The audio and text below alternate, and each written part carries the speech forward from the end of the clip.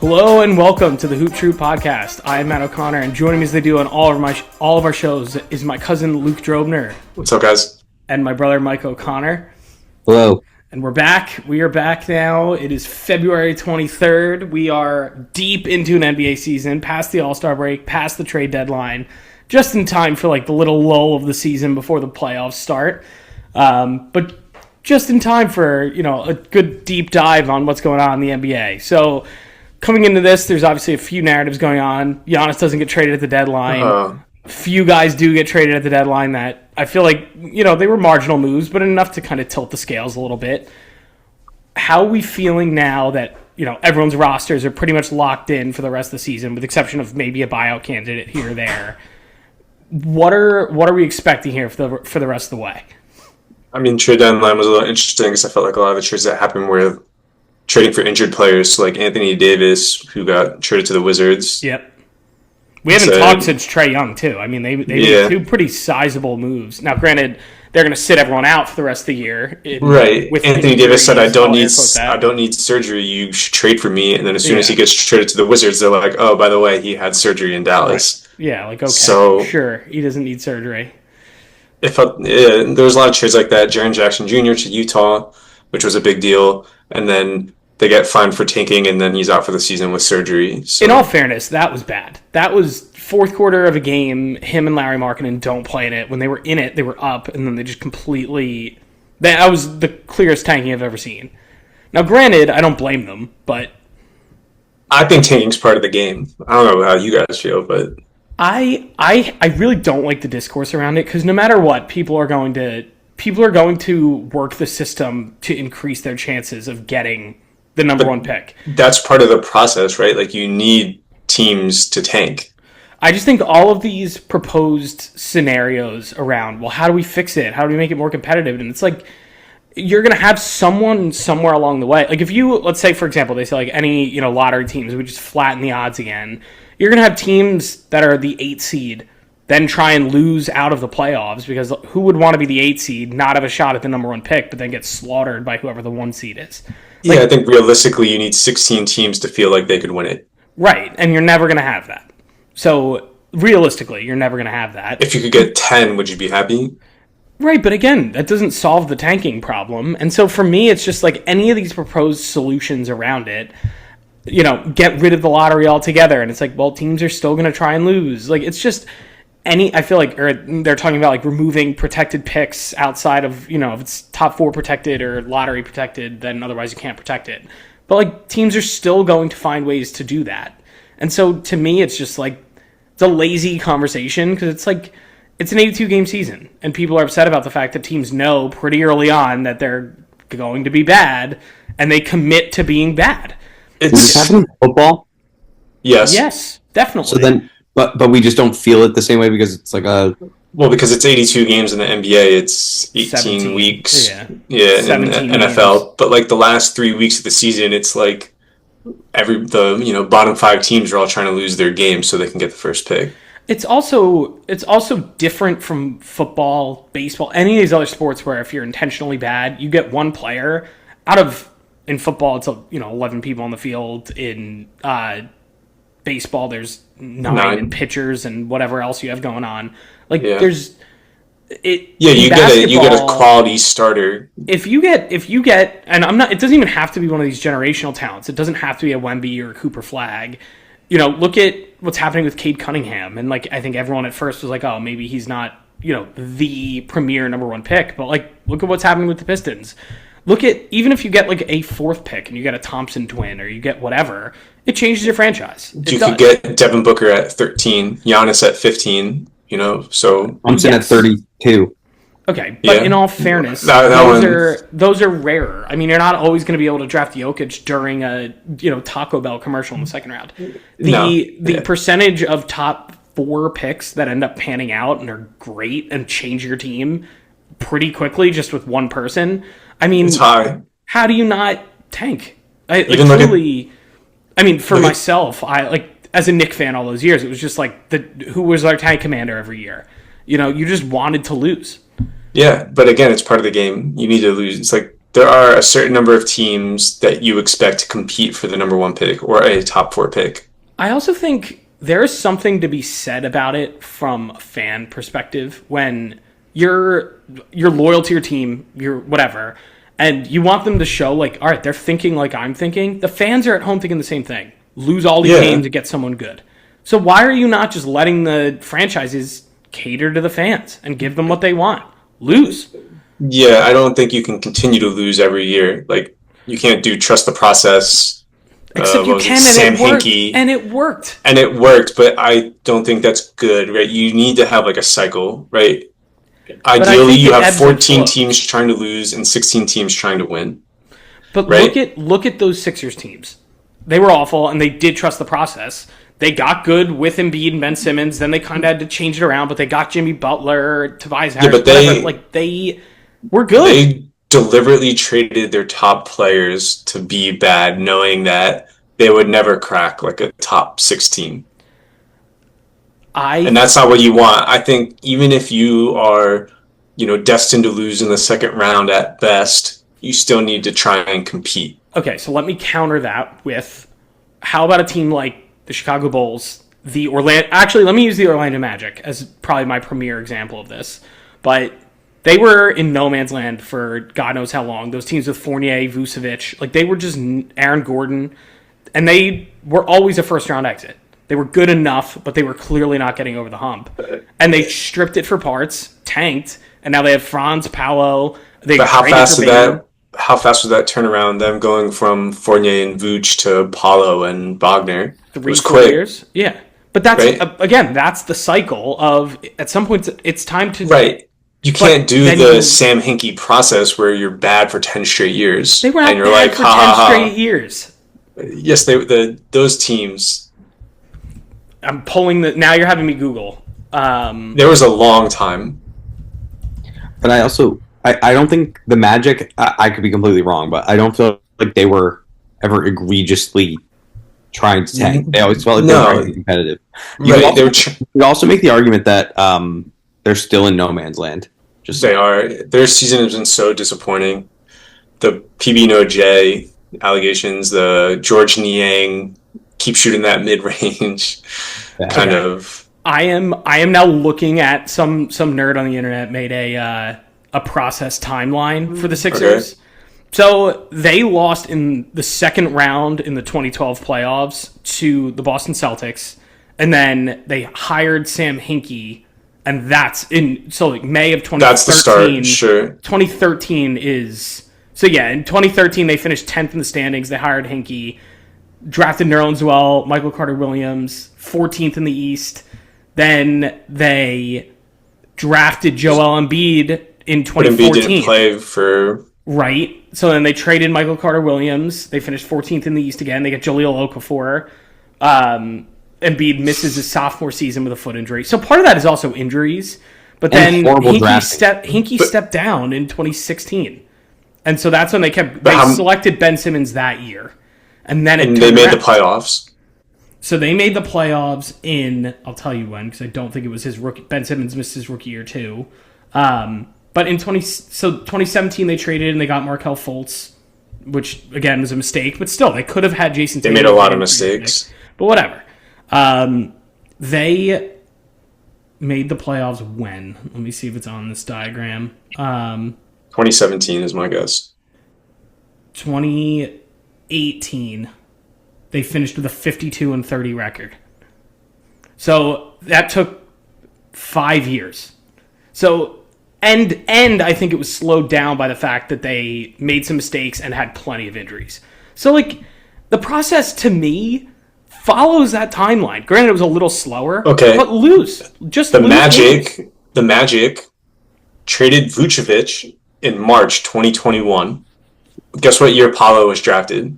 Okay, I get it.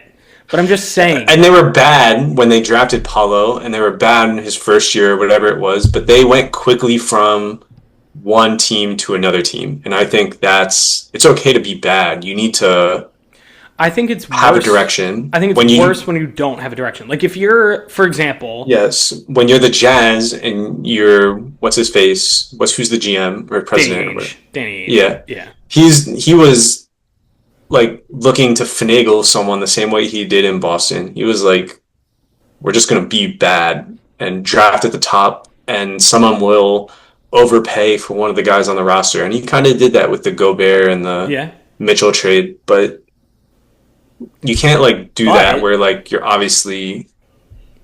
I just think so. Like, let's now use the Bulls, the Kings, these middling teams that cannot pick a lane, but are bad, and they are very much not getting over the hump. Okay, I think we would all agree. I mean, the Bulls were exciting to start the year, and they do have some pieces. Like, I think everyone recognizes Buzelis, who again, early pick, and they traded for Josh Giddey, but similarly an early pick. Like, I think you have a younger core that maybe you have a chance with. But if not, I think, again, you have to think about, all right, let's strip it for parts again and lose more. No, I mean, they literally just did. I think the problem is they had that team, DeRozan, Levine, Lonzo, Vooch. Right. And that was supposed to be a good team. Then Lonzo gets, like, one of the most serious injuries, pretty much career-ending. Yeah. Right?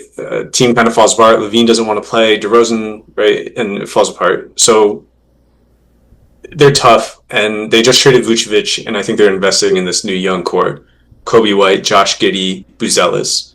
Kobe White no longer on the trade, no longer on the team, Luke. He got dealt at the deadline to the Charlotte Hornets.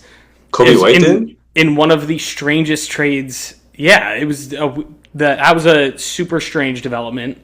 They traded for Sexton and something else for Kobe White. Oh, I didn't realize that. Weird trade. I was shocked to see Sexton on the Bulls last night. Yeah, it was a weird move. Oh, that's how you got there. Okay. Yeah, weird trade. But so again, I still think you look at that team where you're like, we're rebuilding, we're whatever, but finally they're picking a lane. Because with those other teams, they were just perpetually in the play-in, going nowhere. And unless you commit to losing, your team doesn't get over the hump. Very rarely are you going to have the 15th pick and get a guy that changes your franchise. They don't have to, quote-unquote, commit to losing. They can just lose, be themselves. Yeah, I don't think like they're going to win games. And naturally, they'll have a lottery pick and say that's a top 4 pick. Maybe they'll get someone they really need. But wouldn't you say there's a vast difference between being the 8th pick and being the 3rd? Like, I just think they need to, if they have intentional. Sometimes that's the way the lottery breaks. I also think with the new financial rules, we're seeing more of like your team needs to be really deep. You can't just have like 7 guys on your roster who are good enough to win you playoff games. You need like 10, 11, 12 guys. But that's sure, you can shorten that in the playoffs, but you need those types of guys. But that comes from having a foundation. Once you have a few good young players, you start building a culture and things turn around. Right. People so want to go there. You can make the home run swing trades. If you pick 3rd, you hope that you get out of the dirt really quick, right? Yeah. Out of the mud. If you pick 8th, you just add a guy to your rotation, right? And you pick 8th and you add another guy to your rotation, and sooner or later you just have like this huge rotation. Also, it's not like Chicago's a terrible place. You're telling me guys don't want to go play in Chicago, so it like breaks your way sometimes. I think a bigger problem is like the Kings, who traded a guy like De'Aaron Fox.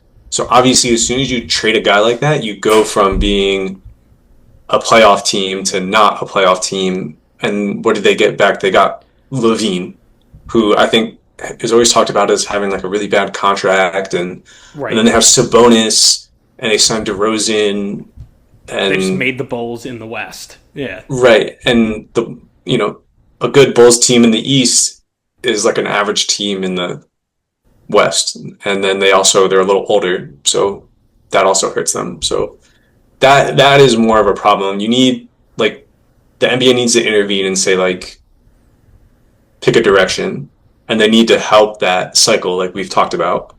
I think the only way people are going to care less outwardly about tanking is if you shorten the season, and that's just not going to happen. Because people are going to do it no matter what. Even if there's a difference between...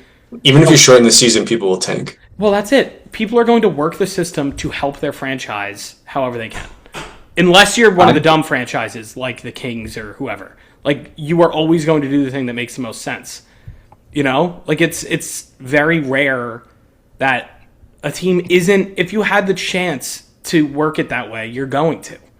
So I can't imagine a scenario where if they change the rules here, unless there's something so punitive, teams are always going to risk it. I mean, you see those reports coming out of like the fines that the Jazz just got, and they're like, well, we would pay upwards of $100 million to get the number 1 pick in this year's draft. So like, yeah, again, I like, it's one thing to purposely be bad. It's another thing just like lose games. It needs to be more natural. And I also think a lot of people complain. It happens in the NFL. Like weeks 16, 17, 18 in the NFL are awful. Yeah. Those are like some of the lowest quality games. Half the teams aren't even trying. You know, some teams have already made the playoffs. They've given up. Some teams are trying to get the first pick. They've given up. So, Mike, you had something? I agree with that. I think the football tanking's bad. And, like, it's apparent, and it's hard to watch those last handful of games, which heightens the point that I'm going to make. And I, as, like, a huge NBA fan, I love it. I love, obviously, watching the Knicks, like, every night. I would watch them every other night, all the time. It's excruciating sometimes. But this season should be 62 games. I just think it's so... Cut a month out of the season. Just cut it by a month. We would have the playoffs starting in 4 games. And... I know they lose on revenue and things like that, but for a lot of different reasons, like 62 games is already a lot. I mean, for some reason, I go back to the Bulls last night playing the Knicks makes me think about it. I remember like Halloween Eve, we were playing the Bulls when we like got crushed by 20. It was like the 5th game of the season, and I was like, wow, it's been a while since that. It's been like I can't believe how long it's been since we played the Bulls last, and we've only played 57 games. Like it feels long now. The other thing is you would have less people resting the way they are, and then I think the playoff product would be exponentially better with 20 less games. Do you think less people would rest? Or do you think the teams that are trying to lose would still strategically hold It'd be the same. Or teams trying to win would still look at it as like, we're winning games anyway. If we're in a good position, like we can afford to hold them out here. But as a team that came from the doldrums of tanking, at this point, I don't know if that I care as much about it. That honestly, like, if the Utah Jazz are just going to phone it in, that's a win for my team. And like, I don't know I don't know. I don't have a productive opinion on it other than you need the cycle. You need teams competing, and you need teams purposely losing, tanking. But then, so like you purposely lose, you get a good guy. I think the Pistons are a good example. Whether you like it or not, you've drafted someone who has altered your franchise, and you're just gonna start being good. Yeah, and they believed in Cade in those first years. I mean, they had one of the longest losing streaks in NBA history with Cade on the team, and so it took them time, and that's how they had those like okay teams, and then they made that big trade for Blake Griffin, and then and then Blake Griffin left, or they traded him, I forget, and they were awful, right? And they lost a bunch of games. They got the first pick. Lost more games. They drafted 4th a couple times in a row, and now they have a good team. Right. I think it's still a J curve. Like, I think would you guys agree? We just talked about the process, but like, you tank hard once or twice until you get the top 3 picks. Yeah. You kind of need one of those. You need the franchise alterer. Then and if you get 2, you're set. But then from there, you still suck with your franchise alterer for like 2 season or 2. Yeah. You're trying. So I think that's the difference. I think once you have your alterer, you're trying. Yes. Yeah, definitely. But look at the Mavericks with Cooper Flag. They're doing that exact same thing. They said, Kyrie, sit out, and they traded Anthony Davis. They do not. Yeah, but Kyrie's not in their long-term plan. I mean, they were 500 when Anthony Davis was playing. He got hurt, and they were like, screw it, we're shipping him out, and we are committing to this other timeline. And they're losing because they know if we tank and we get another running mate with him, long term, that's in our best interest. The Mavs are going to be 10 games better than they are this year, next year, for sure. Yeah, realistically, probably. They should trade Kyrie for picks and young players. Yeah, or I mean, he would fit next to. I mean, he's honestly probably a good running mate, just because he's a pretty good plug and play guy anywhere. But yeah, and he's definitely good for the culture, right? The other thing, back to like the football piece of this, of just how no one complains about that as much. It's an NBA fan problem. The last week of the season, and I'm saying, actually, I should do this math a little bit differently. But I said the last week of the season, when everyone sits out, when everyone's clinched the playoffs and whatever, that's 1/17 of the year, which is roughly 5%. Sure. And so then, roughly 6% of your season, So if you apply that to an 82 game NBA season, that's about 5 games of the 82. And that's, again, there's a bye week in there, so it's really 1 out of 16 games or however you want to do it. So I'm sure it's closer to however, like, they're sitting out just as many games as the NBA players, relative to the duration of the season. No one's complaining about it because it doesn't feel as acute because it's 1 game here or there. Yeah, but even then, like Lamar Jackson this year sat out games. It was like hamstring strain. I'm just going to rest it. And that every NBA player does that. Right. If someone's hurt, that adds on. And so, that was a big thing. That was in the, like, ESPN was on there like, this is wrong. Lamar Jackson should play. And, like, this is just how sports are. No. And I think the NBA fans make it worse. Yeah. NBA fans like to go online and complain. NFL fans are just like, yeah, this is what it is.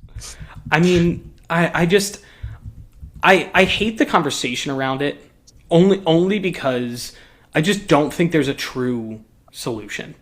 Teams are always going to tank. Businesses are always going to do what's best for them. And if that means losing to then get a star and whatever, like, and the other one that I can't stand, let's say, for example, where they're like, do away with the draft altogether. Like, you're going to have kids sign in big markets, and you're going to have basically the NIL issue that's happening in college sports in the pros on a crazy scale. So, I mean, that's behind the scenes tampering, right? Like, Nike's going to be like, well, just sign in New York and we'll make up the difference on the contract. Exactly. I think it was Bill Simmons. It would never happen, but I liked this idea of some committee. I don't know if it's like silver, basically, but you're one of the 14 in the lottery, and you're kind of on a tank, but you're kind of being competitive. But if you do something like what the Jazz did, you get a ping pong ball taken out. So, like, your chances, if you get sanctioned per, like, bad, sketchy thing you do, and they reduce your percentage odds chance per thing that through committee gets decided, like... Yeah, instead of fining them, you reduce their lottery odds.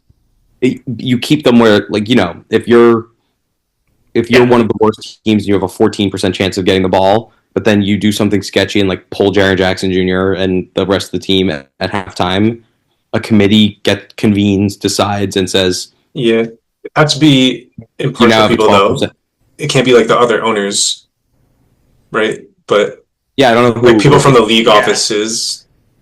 But no, it's an interesting concept. Like, again, that's where I think if you want to make it punitive, it has to be something that will actually hurt them, which is the odds of actually getting the number 1 pick. And you make it drastic enough that it scares them. Like, I think even just taking one, like, it would have to be a sizable percentage away from your chance of landing even a top 3 pick. Really scare teams from outwardly tanking, and they won't tank. Yeah.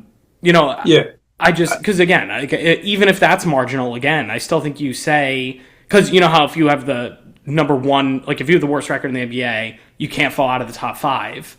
You're like, all right, well, even if they reduce my chances of getting number 1, I can't fall out of number 5. Like, I'm going to try and tank and just lock in a top 5 pick. Like, you have to make it punitive in a way where even if you're in that position, you want teams to reach their full potential. There are teams that are bad. Yeah, you don't want teams. When we say tanking, it's like these people change the outcome of a game purposely by doing something egregious. Sure. I did see a similar thing. I forget where I saw it, but it was an idea just around you have the remaining teams vote. So you don't get to put yourself in an order, but everyone ranks who they believe deserves the number 1 pick, 2, 3, all the way up through the lottery. However you want to do it. Whole first round. I don't like that because then you take the average based on every team. So, like, everyone has to put it in their best interest of, like, well, do we really want if I rank it this way and maybe the Wizards get the number 1 pick, that's good. I would rather the worst team get the number 1 pick because that helps me out. You wouldn't want... The league office wanted to do this, right? Oh, well, the Mavericks just traded Luka Doncic away. They should get the first pick. No. I'm okay with that. You have the franchises vote. Every single franchise gets a vote. And maybe you can have the league with some percentage, too. Yeah. I mean, again, I'm very okay at the league. Order. If the league is like, I want to balance the star talent, I want to make sure that, the team that needs the star the most does get the first pick. I'm fine with that. I guess. But then you get guys like Darren Peterson who are like, well, if Sacramento gets the first pick, then I'll just stay in school or something. I don't know. Well, right. I mean, but you're not going to do that. You're ultimately still going to go pro. But I do, yeah. But then, fine. Then the league's going to continue voting Sacramento to be the number one pick until someone good goes there. Like, everyone is going to keep picking a team like that. Yeah. And they'll get rewarded, and they'll get good, and then they're going to end up moving on and picking another bad team. Suddenly, all of a sudden, you're picking, I don't know, I guess Memphis just punted, maybe Memphis down the line or whatever. Yeah, but Memphis punted, but they have Coward, and they have Wells, and they have Edey. Right. Really, the Pelicans, the Wizards, the Pelicans, man. I know. Talk about a team with no direction. I'm throwing out bad teams, but you get my point. The Nets. Everyone's, starts voting for them, and it'll average out where I think the right team would get the number one pick, the number two pick. Like, very rarely do I think they would get the order wrong. I really feel we need like a big free agency. I feel like there are teams like the Pelicans that just need to let everybody walk. Well, yeah, kind of. What are they going to do? Do a new fantasy draft? No one has a roster anymore, and then you get to start drafting. Yeah, I mean. The Pelicans, like, at this point, I look at their roster and I say they don't deserve, like, if what you're saying where, like, the other teams vote which team gets the first pick. And the Pelicans are bad. They're 16-42. They're 14th in the West. I look at their roster. I see Zion. I see Jordan Poole. I see Trey Murphy, Herb Jones. And some of those guys have trade value. But they're, like, they're not winning games. So here's my thing, though. Like, looking at the order right now, it's Sacramento has the worst record, and then Indiana and Brooklyn are, like, quasi-tied for the second pick. Indiana's ahead with more losses in the loss column, so they have the second pick. If you were to do this system, the Pacers are not picking, in my head, in the top 10. I think if everyone ranked them, they were in the finals last year, and they're going to get Halliburton back. Like, if I'm picking who gets the first pick, my vote is for the Brooklyn Nets. Because they don't have anybody. They have Michael Porter Jr., that's their best player. Right. And then it's just like a bunch of other young guys. And so, like, if I think about a potential landing spot for a megastar, Brooklyn makes sense. He has room to grow. He's got guys who've been around, like Michael Porter Jr., maybe not the best role model, and they also have a young roster that can grow with him. But that's it. I think it would ultimately even out where you'd pick the right team. Brooklyn, Sacramento. New Orleans is giving their pick to Atlanta, but still Atlanta, put them in there. Washington. Yeah, but then there are people who are like, well, I'll just vote for my best interest rather than the league's best interest. So it's like, if I'm, I don't know, some team in the West, why wouldn't I try and stack the odds for the Pacers, right? And just make them a super team. And then, I just have to beat the Pacers every year. I just have to outpace the Pacers. Well, and that's every team would vote their teams in their conference, 29, 28, 27. Like, they would vote them to have the worst picks. I get it. I understand it's imperfect. I just think it's an interesting idea around, if you take everyone's impression of how the league actually is and you rank the teams, I don't even think it's about ranking. I just like the Pacers are bad, but okay, they're missing Halliburton. They didn't trade Miles Turner, but they let Miles Turner walk. Right. But like Zubac, Zubac's out for the season, right? So like they're going to be good next year, even if they don't have a top pick. Right. And so that's why I think it would average out. Now, granted, they had a terrible year. They're deserved this pick. And also, they're one of the few that I feel like didn't just outright tank the season either, which makes you appreciate them just losing games. They made good decisions. Yeah. But again, this is what you want, right? Like, this is how the process works. They're a competitive bad. Which I would put teams. I mean, how much of that is us watching the Knicks games and seeing the Pacers like fight it out against us? Like, no, really but think about their roster with Nesmith, Nembhard, Siakam was an It's all-star. not a bad roster. They're just not good enough to win NBA games. Right. I think that's it. Like, I think some of their parts right now, they're missing whatever that cohesive thing is. Right. If they had a starting center and their all-star point guard, they'd be a really good team. Well, exactly. And that's why I'm a little surprised they didn't win more than they have to date. Just I think Siakam should be enough to do that. And Nesmith and Nembhard, like I think the three of them alone should be able to win you more than currently 15 games. I think these guys are good in like very specific roles, especially like a Neesmith. I think he's really good at knocking down threes and playing defense. But Right. when your roster is more or less depleted and he's out there as the lead guard and you're asking him to run pick and rolls. Yeah, that's fair. So it's one thing when you have like, Nemhard out there and then like Halberton comes in or vice versa, right? And Neesmith always just has the same 3 and D. All right, so we've talked a ton about tanking and bad teams. Do we want to switch and start talking about who the hell is going to win the finals this year? I want to talk about the Milwaukee Bucks being bad because at the beginning of the year, when we did our preseason predictions, I said I'm looking at that right now. Okay, I said they're one Giannis injury away from being bad, and he sat out a lot of games, and they're terrible. They are terrible, but they're another one doing the right thing. Lose a ton this year, and maybe you can salvage something. You didn't trade him yet. Lose a ton. I don't know. They're easily trading him. They have to trade him. They're going to trade him. They have to. His comments after All-Star weekend. I mean, he's just not letting this go. He's not going to sign. They're going to offer him an extension. He's not going to sign it, which isn't. It's the trade request that's not a trade request because they can't let him walk for nothing after next season. So you're going to. I'm losing respect for him until he's on my team, which I think is going to happen. I think, yeah. Probably. I'm crying. I mean, assuming he would have to say, like, that's where I want to go, and they would have to honor that. Because the Knicks are not going to have the best trade package. Even with the additional assets they get for waiting until the summer, they still don't have the best trade package. Talking about a Giannis for Cat trade. So after the game yesterday, I had it on in the background, and like the pregame show was Breen and Steve Novak interviewing Cat because Cat had a big game. Yeah. And Cat puts the headphones on and Breen's like, you had a big game. It really seems like the team is trying to find you and give you opportunities. And Cat did, like in SNL when they start to laugh and they like look away off camera. Cat did one of those where he like you could see him like, and then he turns back and he's like choking up. I guess it's been a tough season with the trade rumors and the not so, the expectations and all this stuff. And I think the system that the Knicks are trying to play is just totally not fitting his style of play at all. I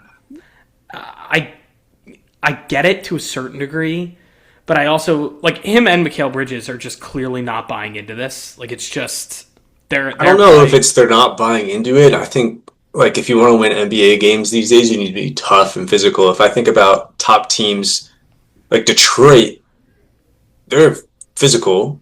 They literally just got suspended for fighting, right? Yeah. Like, oh yeah. Boston, number 2 in the East right now, 1 spot ahead of us. Physical, tough, gritty, right? Like even they don't even have like a full rotation, right? Like question marks at center and power forward, and they're like fighting and scrapping in games. Peyton Pritchard, Jaylen Brown is physical. I know, right? He gets a lot of Thunder, stuff. super physical. Spurs, same way. Those NBA Cup games against the Spurs, they were scrapping.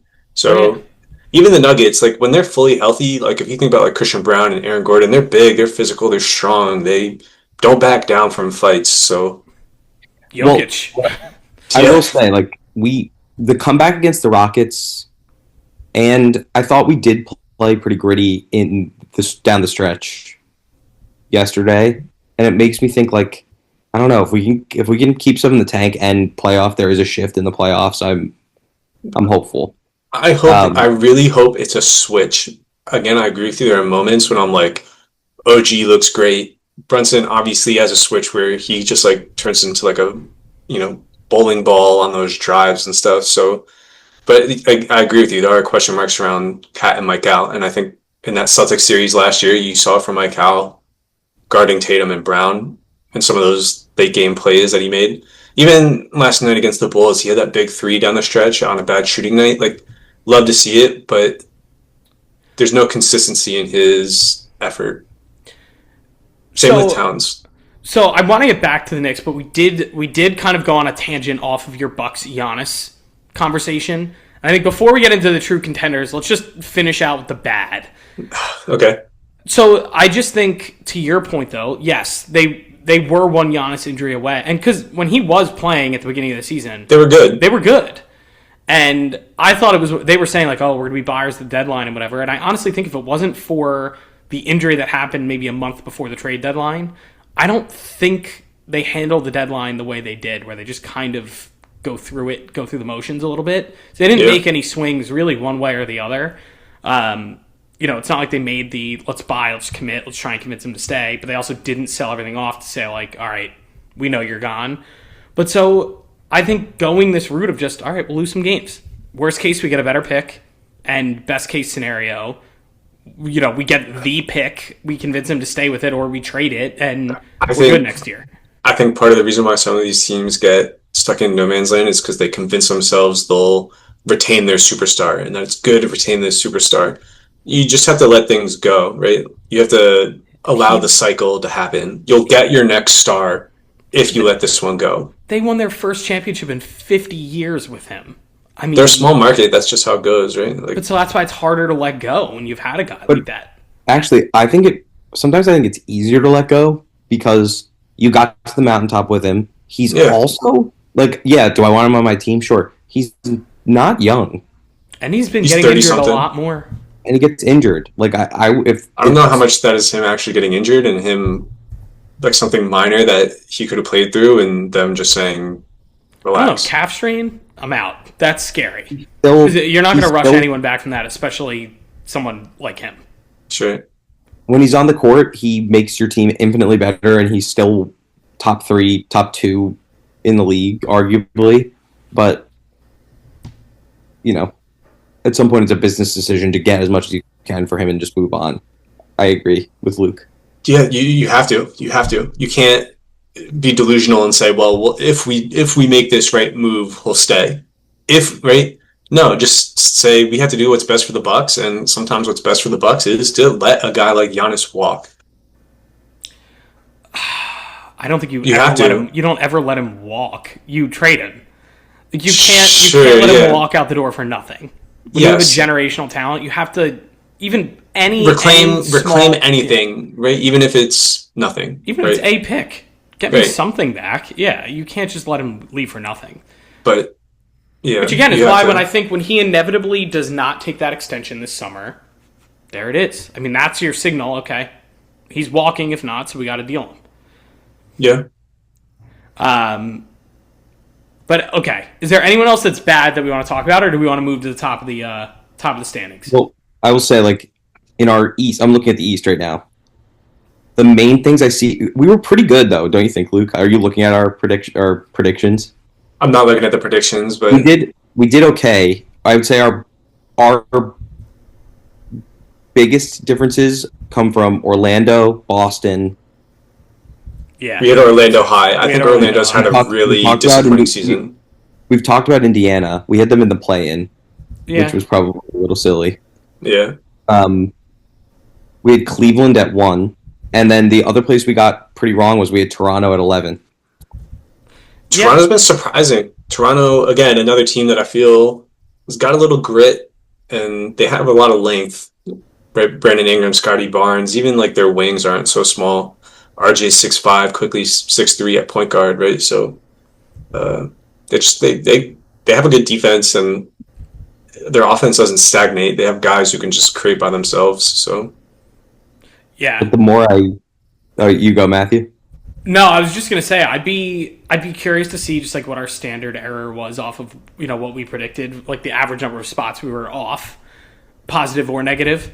But Toronto was definitely one I didn't see coming. I thought they were another playing team, just doing that same kind of ballsy type motion of we'll be good enough, but not enough. I don't think we saw what was going on with Memphis, where things kind of fallen apart here off the rails. Yeah, and I think Matt had the Clippers high, and I think Mike and I had them just making the playoff, and I felt really good up until Harden requested a trade. I was like, they're going to make it. Like, I got this one right. They were winning at a crazy rate when that happened. And honestly, Kawhi has been potentially an MVP candidate. Yes. He won't win it because everyone's mad, but he's been that good. Yeah, he could have made second team All NBA or something like that. Yeah, realistically.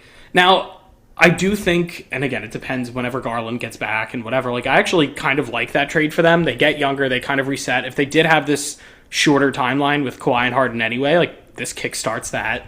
So I'm happy for the Clippers. I was very wrong. I thought they were going to be somewhere in the top 3. Yeah, I think Kawhi's gone at some point now. Is he a free agent at some point? I don't think soon. I think he's been I think it's more, is he getting suspended or are they going to be bad? Yeah, insider information maybe, and they know Kawhi's gone, so they're just... Right. They won't get docked any picks. They'll just have to void Kawhi's contract. They'll be like, oh, well. Yeah, that's kind of my thinking, but who knows? Yeah, otherwise, I feel like... Yeah, and the Spurs are definitely better than we expected. I don't think we saw them being close to 2. No, we had them at 8. And that was mostly, I think, because of me. I figured if I dragged them down. I don't remember where I had them. Yeah. But all right. But yeah, I think the Wemby offseason has made things real. And I think he's become unguardable in a way. And it's scary that this is only year 3. Well, yeah. I think again, I've kind of thought this since he came into the league. He is, assuming he stays healthy, which I know is a huge if. He's the best player of all time. I mean, there's been nothing like him ever. I mean, it's someone who can shoot like this, move like this. He's unique for sure. He's already 101. He's already. I mean, is there ever going to be a year he doesn't win Defensive Player of the Year? And the answer to that is yes, because of voter fatigue. But like, he's the best. People don't even shoot layups if he's like even remotely trailing behind them. Yeah, like he's just dominant on both ends of the floor. And the second the rest of his team kind of catches up to him, and which is crazy to say, they're number 2 in the West, but the second the rest of the team actually gets better, and I'm not saying just De'Aaron. I mean, the roster is pretty good. I know, but he has a rookie and a second-year guy as kind of his running mates. Yeah, I think they have good problems only.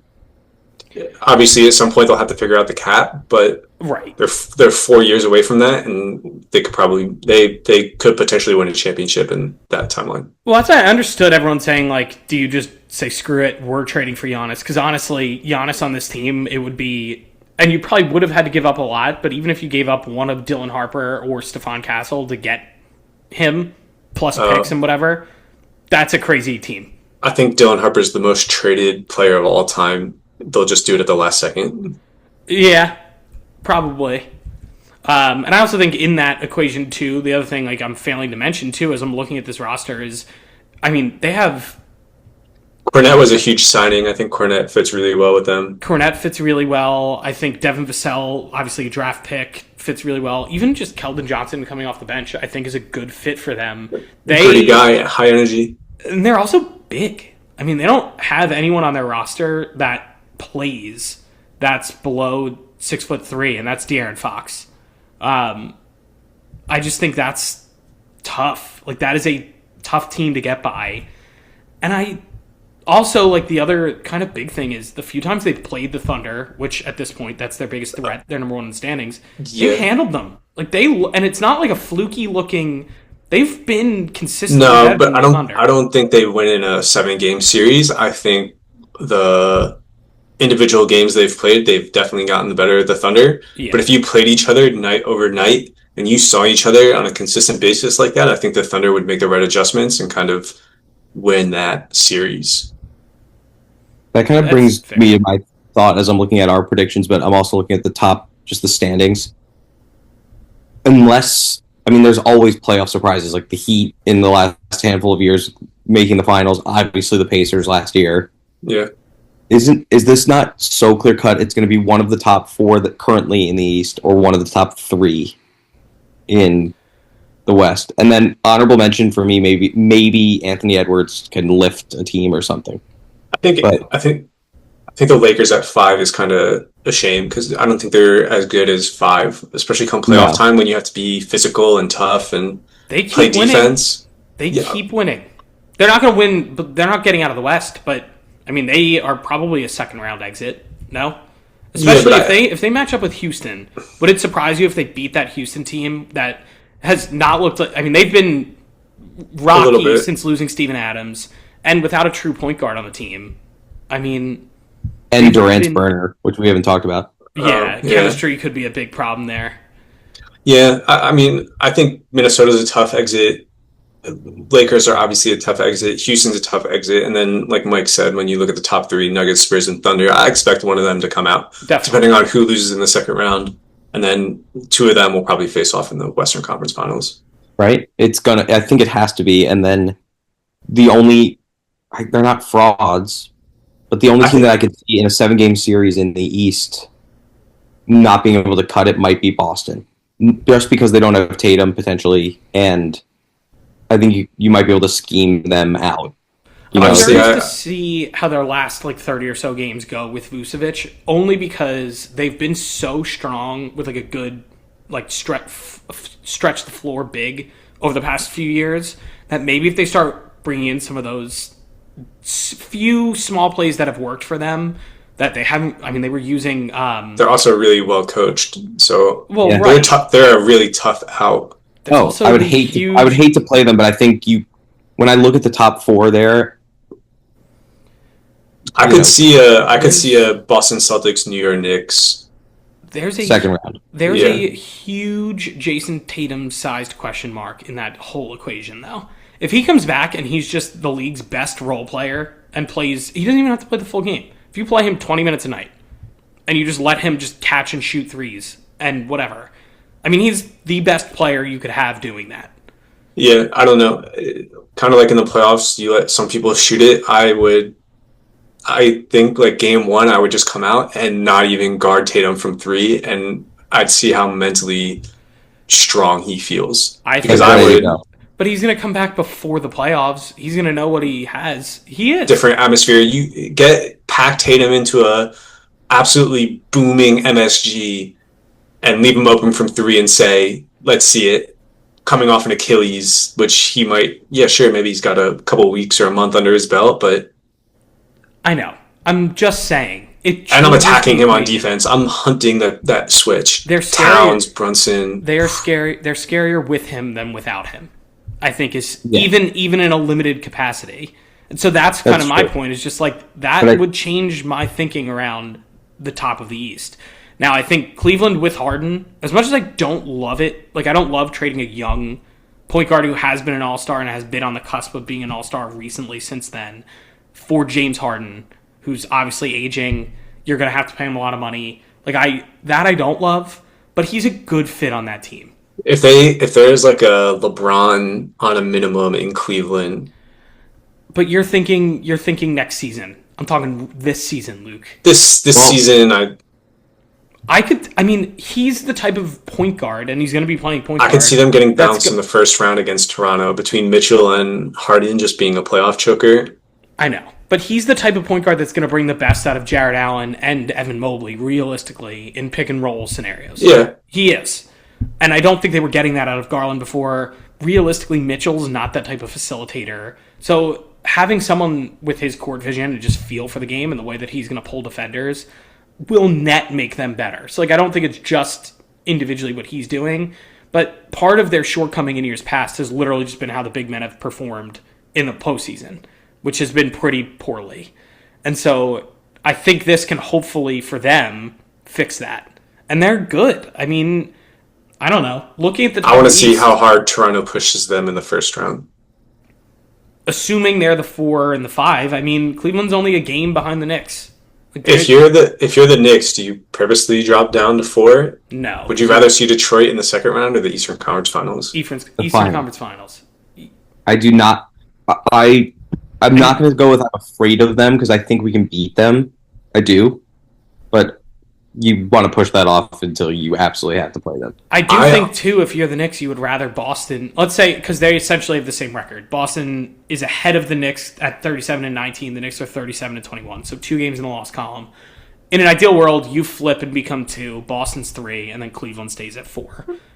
You would rather Cleveland have to play Detroit in that second round. And you would want to play Boston. Yeah, sure. Yeah, I mean, my personal feeling is I know Detroit's the best team in the East. They have had a great regular season. They play great defense. They haven't won a playoff series yet, right? This team with Cade. So I don't know if I'd favor them in a 7-game series against Boston or New York and potentially a more seasoned Eastern Conference team. Like, I think the Sixers could really push them hard. I would love to see them do that before we see them. Yes. I mean, the Sixers are in a weird spot. Them, Orlando, and Miami all have very similar records, so I think 6 to 8 is going to shake out in a weird way. If you get like a 4-game healthy Embiid healthy for 4 games in a playoff series, I think you could push any team. Definitely. And Paul George will be back by that point. And he'll be well rested. Well. Right. So, like, off of whatever performance-enhancing drug he was on, or banned substance, whatever it was. Yeah. He was taking some type of steroid, I think. It had to be something. How important is it that we get 2? Pretty important, right? I just think home court is and you're on the other side of you guarantee you're on the other side of the bracket from Detroit, which you would prefer. Yeah. You'd rather have other people bang them up a little bit, and then you get to play them later. I'd much rather be at 2 than 3. I also think they're saying the same thing about the Knicks. I think if it were up to them, they would want Boston to fall to 4. They would want the Knicks and Cleveland to play in the second round, so you only have to see one of them in the conference final. Yeah, I think no matter who we see in the first round, it's going to be super physical. If it's the Sixers, there's a rivalry there. Right. We don't like them. They don't like us. If it's the Magic, they're going to come in and play hard and be physical, and they're going to hurt somebody, guaranteed. Yeah. So, I mean, yeah, I don't know. I don't trust the bottom teams in the East to play fair. The other one, or be walkovers. Like, I just don't think they're walkovers either.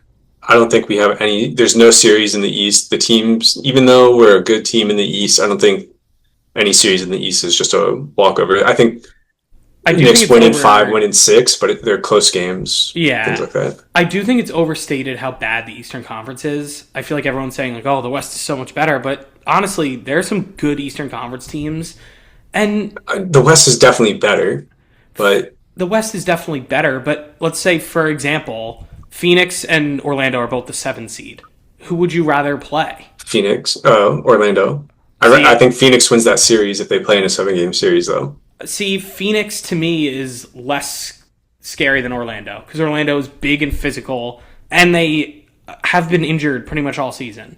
So I just kind of think them healthy in the playoffs is scarier to me than a healthy Phoenix team. But whatever. And then I think Orlando, you can just be like, okay, here's the game plan. Allow these shots to happen on defense, and we'll beat them out in the long run. Whereas, like, Phoenix, I remember playing Phoenix. I watched some Phoenix games. Like, they play hard and they play with pace and defensive minded. I continue to preach this. I'm such a big Dylan Brooks fan. I love Dylan Brooks. I think he's such a winner.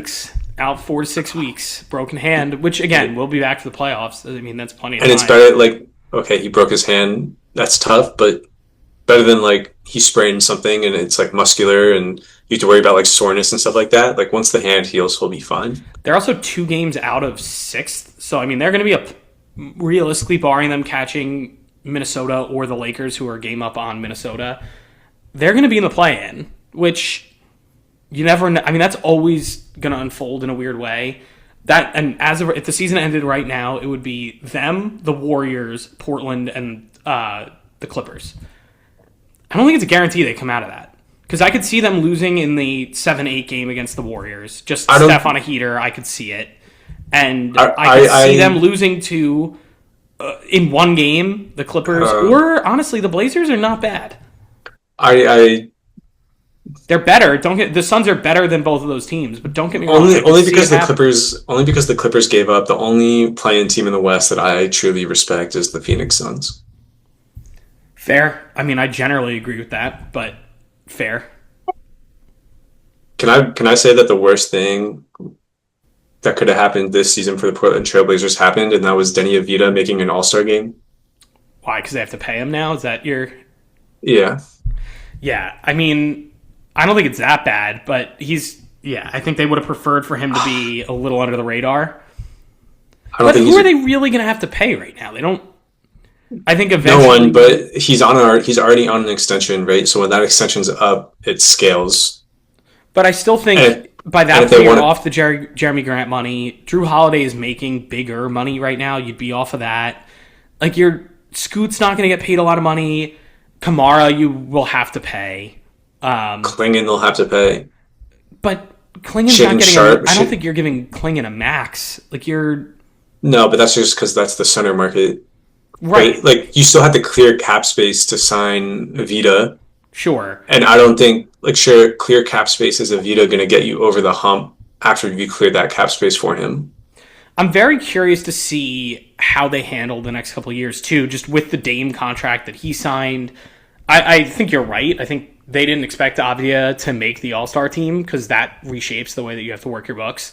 But I still think you have enough of a progression where Dame and Jeremy Grant are off your roster. Then you start paying some of these younger guys, and maybe you make a few other moves at the bottom. Maybe you get, you stack the rest of your roster with some other picks. I think you can make it work.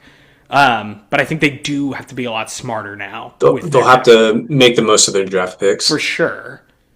And they have extra picks because of the Dame trade and everything like that. So right.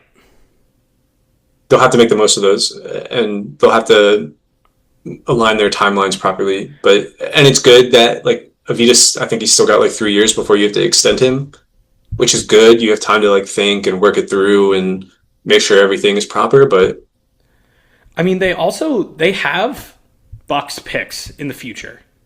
It's I mean, pretty bright because you're not contingent on yourself being bad to add, not to just get back into tanking again, but like, you don't have to tank to get a really good player that can change your team. You can compete. Yeah. Right. Exactly. And so, they've looked good during stretches, but through a whole season, it's been tough. Right. Yeah. And that's, again, I don't think I'm not saying they're a shoo-in, but would it surprise you if Steph goes on a heater and beats the Suns in the 7-8 game, and then they end up beating the now diminished Clippers team? And I think Steph would have to have such like Steph would have to go for 60 on like 10 shots. I don't think because there's no more Jimmy Butler. Porzingis, I guess, may or may not play. Fair. Right? So it's Steph and Draymond and right. Buddy Hield's not even there anymore, is he?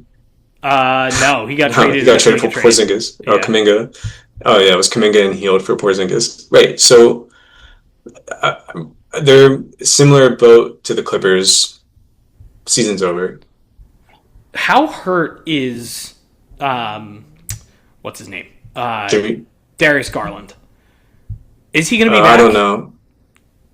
I still, like, even if he is back, Kawhi, I forget what game it was, like the Lakers game, and Luka was going off, and Kawhi, basically what would happen is like Kawhi would come in, the Clippers would come back, he'd come off, the Clippers would go down, they'd put Kawhi back in, and then Luka was also having a heater, and similar thing with the Lakers where like he'd come out and they'd go, the lead would get closer, they'd put Luka back in. But basically the Clippers got it within like striking distance. It was like 4 or 6 points, something like that. Sure. And Kawhi was just like, I'm done. And he sat out. So even if Garland comes back, right? And people are like, oh, they traded Zubac, but like Brook Lopez could still start on some teams at center. Yeah. So I think you probably don't want him as your starting center, but yes. Yeah. I appreciate that they have a roster on paper, but in practice, the game will go differently. Right, and if you could convince Kawhi to like close out the 9-10 playing game against Portland, you could win. Probably. But Kawhi might be thinking, my contract's going to get voided. I have to protect my body. That it's his last chance. That you just got to try and win this season, or else you're screwed. Yeah, we'll see.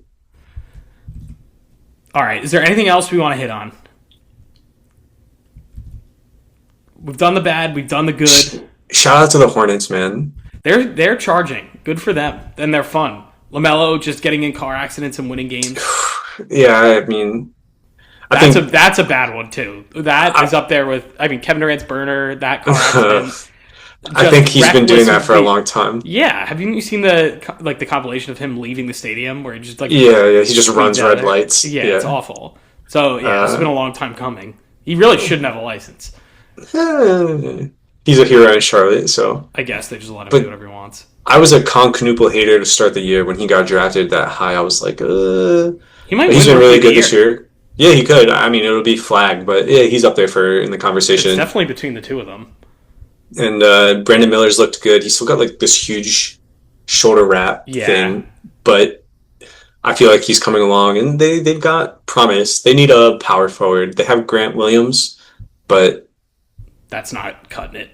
Yeah, I think if they had a real decent power forward, because Miles Bridges and Grant Williams at power forward right now, I don't think it's doing it for him. But I do like that they added Kobe White into the mix here. I just think he could be not that LaMelo is too reckless. Like, he's obviously very. I think they're both reckless. I think Kobe White is smarter with the ball. I think he's a good piece to have. I think if they had a power forward, like someone who could like guard, they do. They 3 need... through 5. Right. Yeah, like a switchable defender who hits threes. They have a lot of really good pieces, and I think LaMelo Ball gets a bad rap. I think he's a very smart basketball player, and I know he hits some crazy threes and he makes some crazy shots, but I think he's more like a true point guard than a scorer. So they have been winning because he's been making the smarter read. And instead of doing like some of the he's a great quick passer. In the shot clock, heave a three, which like that's not to say that they're not open, but they're not necessarily the best shot you're going to see in a possession. They're winning now because he's being a little smarter around those things. And I think they have enough guys who are committed to playing defense that they could turn it around. Right. And I think their coach is smart. They're not that far out of the playoffs. I mean, they're sitting in 10, assuming you beat Atlanta, and then you could beat one of Miami or Orlando. It's not impossible. They could. We'll see. I mean, I like them. And I mean, they're half a game back of Atlanta for 9 right now. So you're actually kind of insulated. You're probably a play-in team. Yeah, we'll see. Huh? I love it for them. I like that they're changing it up. It's not the Bulls. They're turning it around. I like that it's not the Bulls. I mean, we still have Atlanta, Miami, and I guess Orlando has been in the play-in before, but it would have been the Bulls, but yeah. They made some moves, so I mean, good for the Bulls. I'm rooting for the Bulls too. The Bulls have like the number one sellout. They picked the lane. They're losing. That's good. Tank. This podcast has gone full circle. They sell out like all their home games. Yeah. Hey. So I hope they get good. I think it's good for the league if the Bulls are good. So yeah, I mean, it was down. I mean, it was the last time they were good was Derrick Rose. So it's it's been 15 years ish. 10, 15 years. So they're due, and it's going to be a little longer until they're good. So yeah, we'll see. Yeah. They're Derrick Rose away. They are. Tank it up. Get a good pick. They'll be back. All right. Assuming that's it, and because we've been holding our listeners hostage for the last hour or so, should we wrap this thing up, or anyone else got... Yeah. All right. Yeah, we're good. We're getting some nods. All right. Well, for those of you who have made it this far, thank you for tuning in. This has been the Hoot Troop Podcast, and join us next time for more basketball. How the hell do I stop this thing?